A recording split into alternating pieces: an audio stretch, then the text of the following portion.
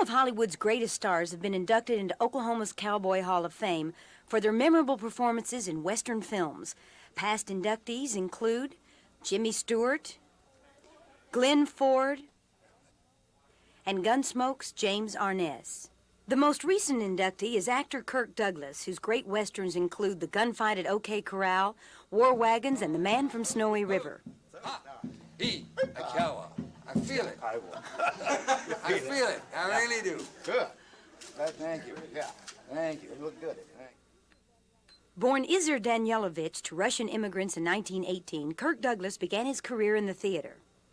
I'm a failure in a sense because my main big dream in life was to be a star on the New York stage, and I never attained that. I did about 12 plays on Broadway, but I don't think any of them were earth-shattering, in spite of the fact that the last play I did on Broadway was One Flew Over the Cuckoo's Nest. How did you get to Hollywood, Kirk?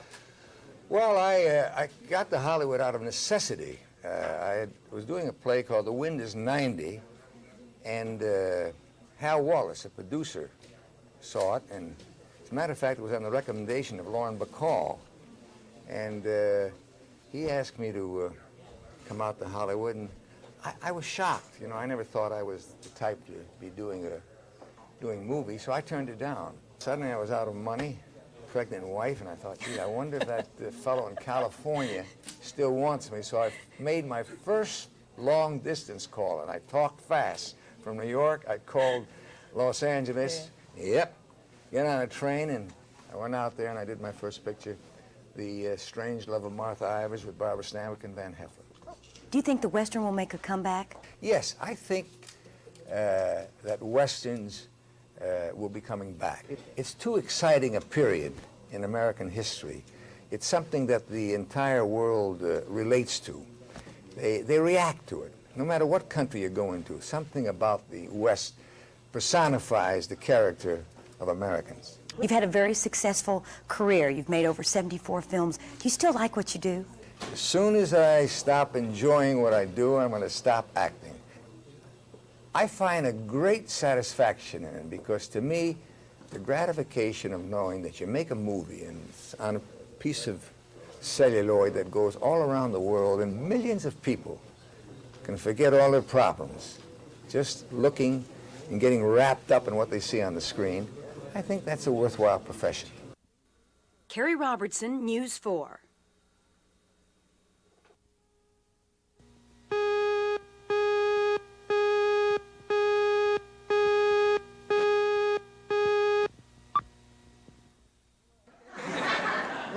Every woman dreams of having beautiful hair. Today at the Myriad, 14 lucky women chosen from over 200 hopefuls had their dream come true when Hollywood's most successful hairdresser, José Eber, created that special look for each one of them. No hot rollers, no curling iron, just your finger. Eber, whose trademark is a waist-length braid and western hat, began his fascination with ladies' tresses during his boyhood in Nice, France. I was 12, 13 years old.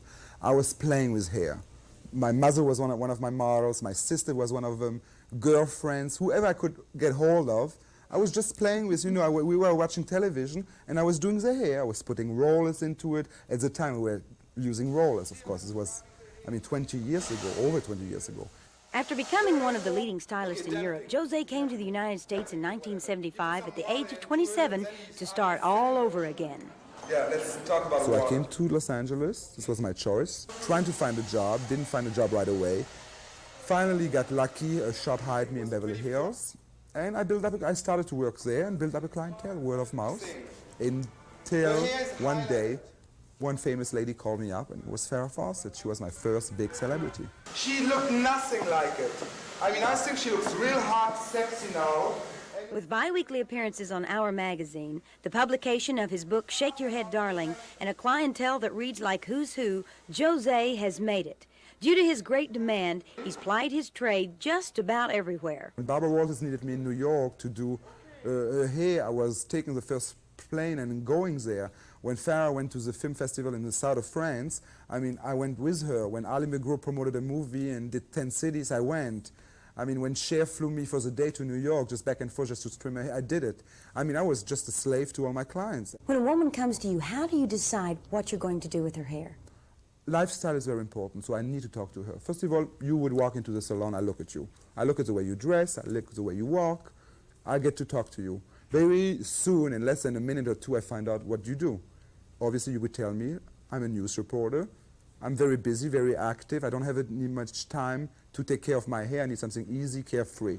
Every woman in the 80s, want to be carefree. No woman wants to spend 3-4 hours in a beauty salon every other day. Absolutely not anymore.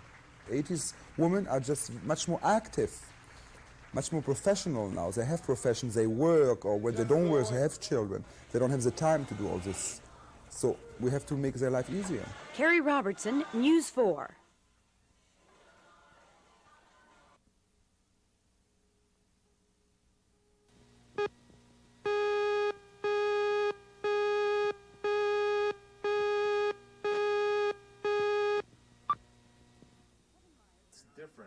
Kevin Myers left Edmond, Oklahoma 3 years ago to attend the University of Southern California Film School with hopes of someday directing and producing his own films. While at USC, Kevin's final project, a 30-minute Civil War drama, Divided We Fall, received national notoriety.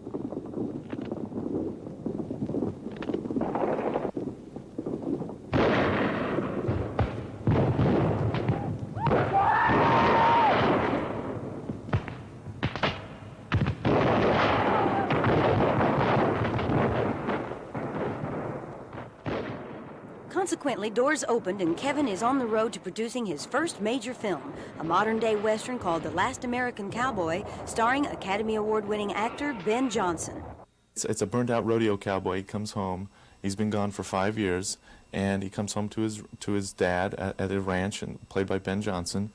And there's a lot of conflict there. He hasn't been in touch for 5 years, and his dad's losing the ranch. He can't make it pay anymore, and there's a local a lumber company in town that's buying up all the land the ranchers have and forcing them out. You think there's a great deal of interest in the return of Westerns? That's a good question, because that was one of our first thoughts. But there's no doubt in my mind that the Western is coming back, because everything runs in cycles. Kevin hopes to film the movie in the timber country of southeastern Oklahoma. I got a call from Marion L. Clark, the film commission, and said, you know, there's a timber industry in southeastern Oklahoma right here. And I thought, well, this could work out very well, because I've always wanted to come home to do this kind of a film, you know, and involve a lot of the people from Oklahoma. If things go well for Kevin and Renegade Productions, filming in Oklahoma could begin as early as October. There's this certain electric feeling that you get that seems to be passing on that means success. And it's just something that we hope everyone will be a part of. Carrie Robertson, News 4.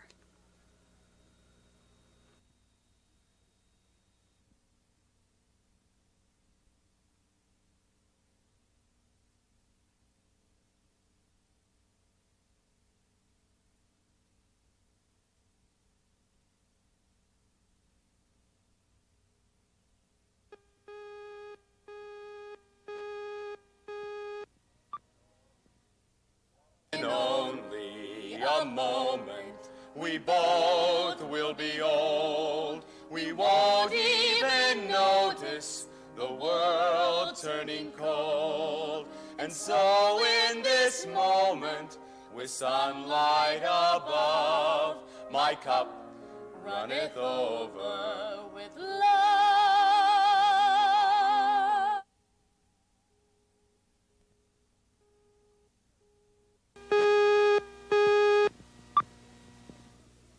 Nurse Ratchet, look, the chief has got his hand up right there. He voted. And now will you please turn the television set on? No, Mr. McMurphy. When the meeting was adjourned, the vote was closed. The vote was 7-6. The chief just voted. Look, he's got his hand up right there. Now will you please turn the television set on? No, Mr. McMurphy. When the meeting was adjourned, the vote was 6-7. Oh, no, you're not going to say that now. You're not going to say that now.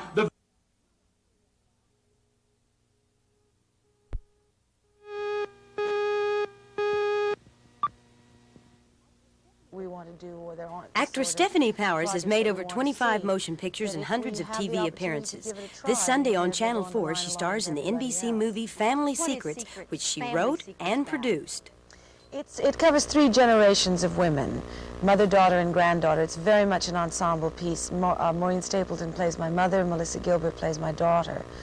We are all together on a weekend to pack up my mother's house because my father has died and she sold the house and the movers are coming on Monday. It's the very fact that we are starting to disassemble the past, that certain things rise to the surface that might otherwise not have been addressed in this sort of a family. Jessie, we weren't going to have this kind of weekend. You're never gonna let me forget it, are you? It's forgotten, over and done with. We've discussed all this before. Oh, yes, we've discussed it. That's all we ever did was discuss it. When I came to you, 5 months pregnant and scared to death, all I wanted you to do was put your arms around me and say, there, there, but you wanted to discuss it. You're right, Mother. I don't like coming home. And I can't wait to leave.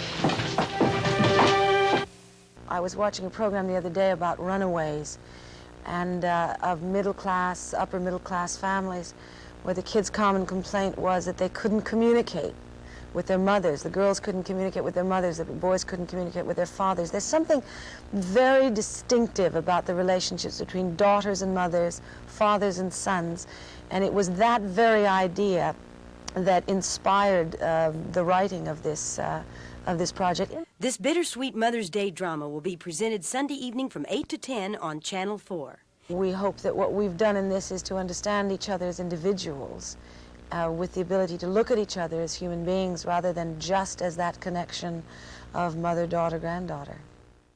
Carrie Robertson, News 4.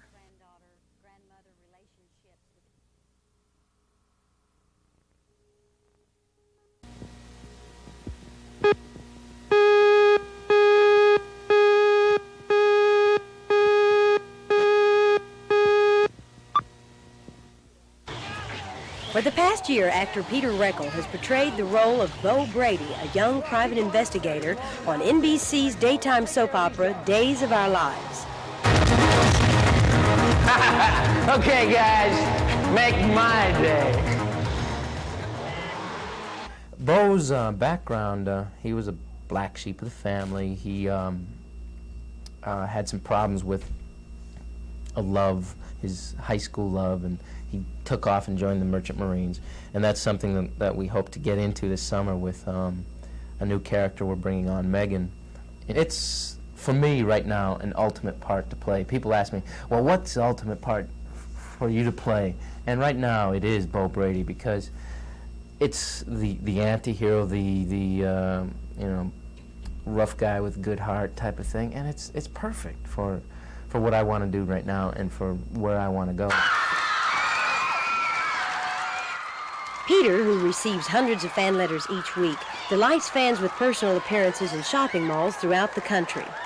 The first time I went on one of these, it scared the hell out of me. The power of TV is just incredible, and you know, it's very scary. And to know that something you say, all these people just take for gospel, it's like, wait a minute, I'm just a regular schmo like you are. You know, I walk around, you know, I'm just a regular guy, but it's amazing what people think. Are you and Hope going to get back together? I do believe they will, because, you know, all the fans would love that. Do you like your work? Yeah, very much, and that's. Sometimes I feel sad because people don't take the initiative to change their life and do things that make them happy. You have to make big steps, and you have to take big chances, and you have to get very nervous and scared, but you have to do it. Carrie Robertson, News 4.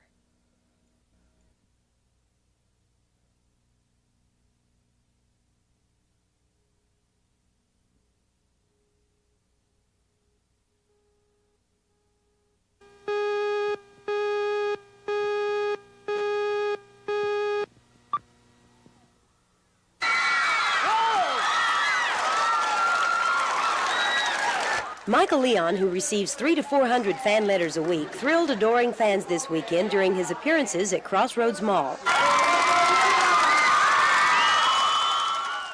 Many of Hollywood's brightest stars have been discovered by being in the right place at the right time. For Lana Turner, it was Schwab's drugstore. For Michael Leon, it was 5 years ago in a gas station on his motorcycle. This black Rolls Royce came flying in. It was overheating, and it was Bill White, which I didn't know at the time. He's a big producer in Hollywood. He ran out, and he was going to put water and burn up the engine. You know, he turned off the engine. I started screaming at him, saying, "You dummy! You know, turn your engine back on. What cool this thing?" So I went over and really helped him. And one thing led to another. He says, "You want to make $1,000?" I says, "Who do you want me to kill?" He goes, "No, son, no." And he says, "Come and see me in Hollywood." And I thought the guy was some flake, so I never called him for 2 weeks. Why don't you just get out of here before I get mad, all right? Why don't you make me, man? Yeah, maybe I will, Hey, huh? you guys just cool it.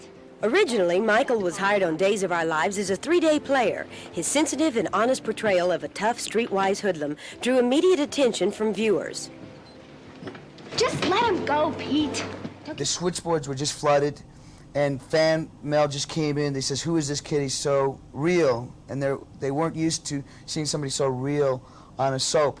You know, Jannings is very Irish. His father's Irish and his mom's Italian. So he has that hot temper, and he has passion. It's hard to find it, but you will find it in a lot of people. You know, it's just like the diamond in the rough, you know. This summer it's going to be really exciting. Our storyline is really getting big on the show. Can you give us a little preview? There's going to be a lot of adventure. We might run away, maybe. I think we're going to be dealing with a lot of sex, this word sex, and how to deal with it properly, because I don't believe girls should run out and do it, and I don't believe guys should go out and do it just to prove that they're a man, because that doesn't prove they're a man. Michael, a bachelor, believes in family life and hopes one day to be married and have lots of children, but it will take a special woman. She has to be funny, and she has to want to learn, because I have to learn every day, something new, and she has to be willing to put up with the bad stuff and the good stuff. But for now, how does Michael Leon feel about his life? Now I'm here, and I'm having the best time of my life. I am, and it's because the folks out there. Carrie Robertson, News 4.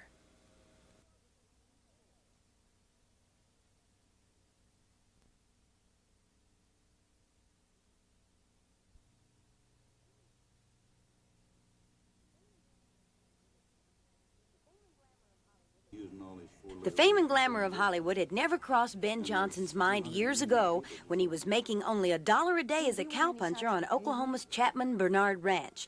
But fate stepped in and eventually branded him a star. So Howard Hughes made a picture with Jane Russell called The Outlaw. And they came back here and bought a load of horses to make that movie out in Arizona. And they picked off the ranch where I was working, and they picked me to take the horses to the movie set, and that's how I got in Hollywood. Before long, this Oklahoma cowboy became a stuntman for such stars as Gary Cooper, John Wayne, and Gordon McRae. I was getting a little tired of hitting the ground for all these guys. So I thought, well, if these guys can do as great a job as they do, maybe I can do pretty good, so I'll try it. So I went to trying to be an actor. His slow drawl, rugged face, and ability to just be himself on screen blazed the trail for his roles in dozens of Western movies.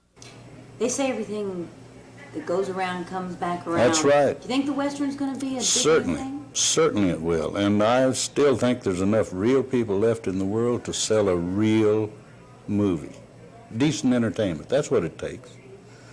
None of us, you wouldn't like to have some freak getting up and using all these 4-letter words in front of your family.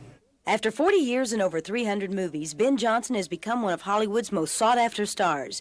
In 1971, he won an Oscar for Best Supporting Actor in The Last Picture Show, and he continues to turn out award-winning performances. You know, I don't think of myself as an actor. I never have. I know that everybody in town's a better actor than I am, but none of them can play Ben Johnson as good as I can. You know. Carrie Robertson, News 4.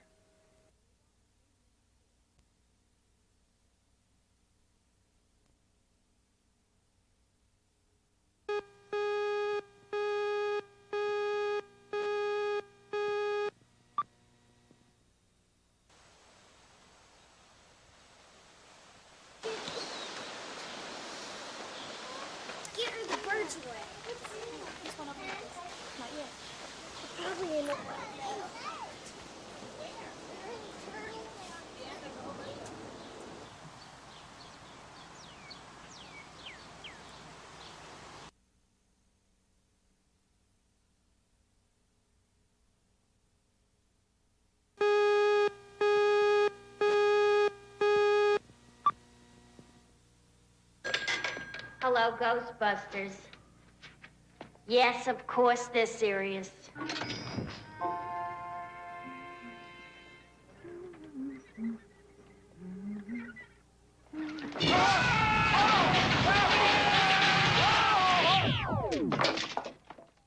This anything but serious trio is out to capture laughs as well as ghosts in this summer's newest comedy, Ghostbusters. Bill Murray, Dan Aykroyd, and Harold Ramis star as cosmic crusaders who often walk that fine line between genius and lunacy. Successful test. I guess so. I think we better split up. Good idea. Yeah, we can do more damage that way. Actor Bill Murray of Saturday Night Live, Meatballs and Stripes fame, plays the unethical parapsychologist Dr. Peter Venkman. Three of us play, Harold Ramis and Dan and I play parapsychologists at Columbia University who get kicked out for shoddy scientific method. We're in the business for ourselves, in the business of trapping ghosts, and removing them from your home, office, or place of worship. Business gets so good that something very big happens, and we're the only people that can handle it. But the guy I play is like the sleaziest of the three of them. It's probably the sleaziest work I've done yet, and I'm very proud of it. In film, anyway. Tell you what, I'll take Miss Barrett back to her apartment and check her out. I'll go check out Miss Barrett's apartment. Okay? Beautiful Sigourney Weaver plays Dana, a client who becomes possessed by evil spirits. Dana. Can I talk to Dana? There is no Dana, only Soul. What a lovely singing voice you must have. On Thursday, I'll talk to Sigourney about her dual role in Ghostbusters.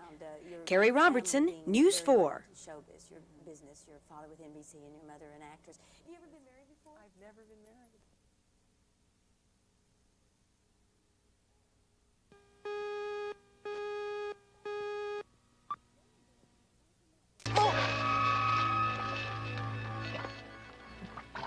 Dana Barrett is cracking up over the problems in her kitchen. Her refrigerator is possessed.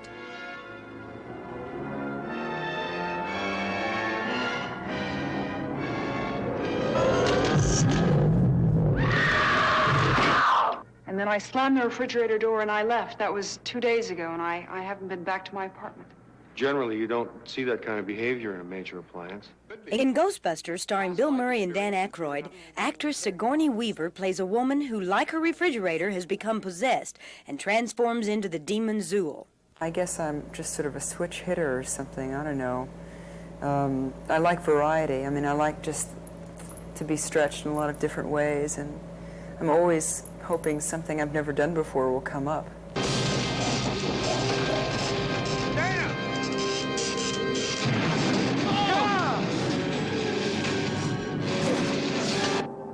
Okay, so she's a dog. I'd never done that kind of thing in film. I'd actually done a lot of transformation stuff on stage, you know, much actually weirder transformations than turning into a devil. So that really appealed to me. I thought, oh, I can do this kind of work on film.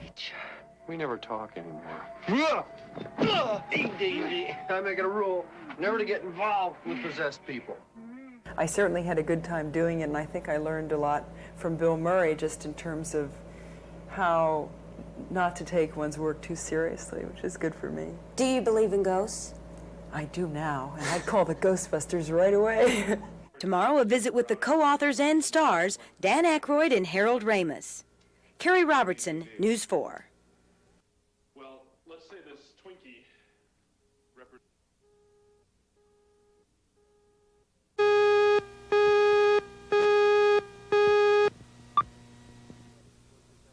Accept the fact that this city is headed for a disaster of biblical proportion.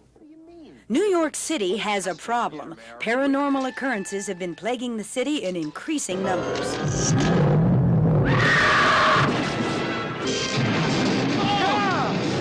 Who will save the city? A slightly offbeat trio of parapsychologists who go into business for themselves. The name of the business? Hello, Ghostbusters. Actors Bill Murray, Dan Aykroyd, and Harold Ramis portray these three cosmic crusaders who set out to exterminate New York's ghoulish problems. We got one!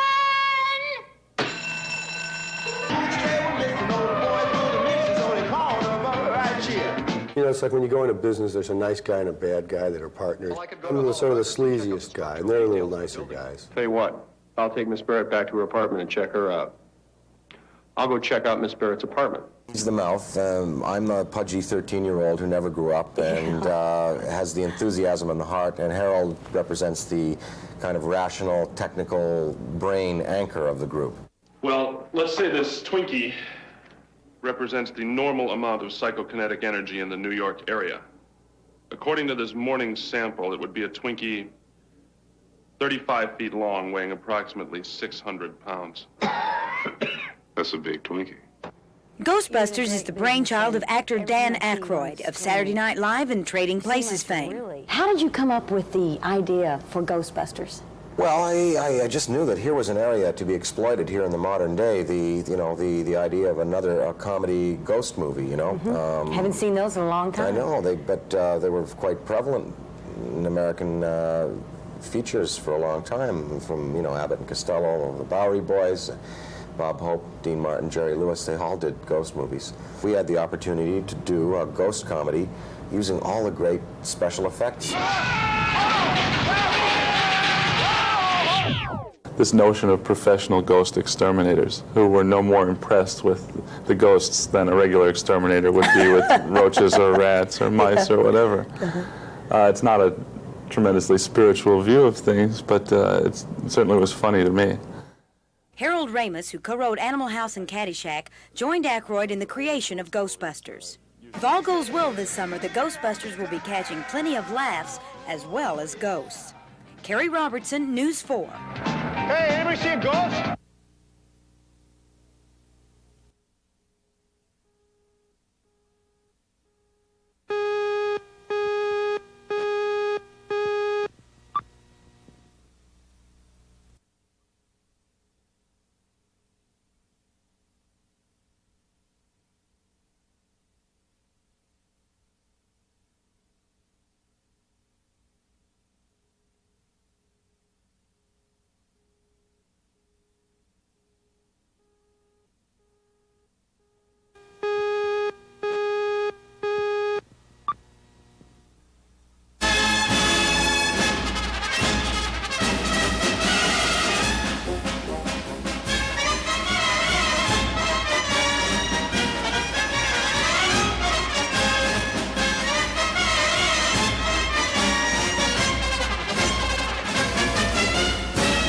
The circus is a great American tradition which brings magic, thrills, excitement, and mirth to children of all ages.